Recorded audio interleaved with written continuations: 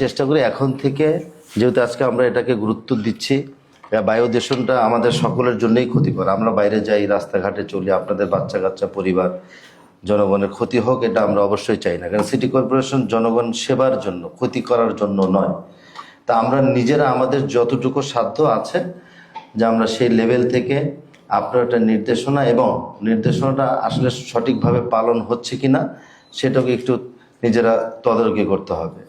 যেমনিভাবে ধরেন আমি একটা সিদ্ধান্ত নিয়েছি এবং আমি এটা গতকালকে সিওর সাথে কথা বলেছি, হয়তো এটা আমাদের 2-1 দিনের মধ্যে আমরা এটা নিয়ে বসবো, আর আমাদের একটা মনিটরিং কমিটিও আছে।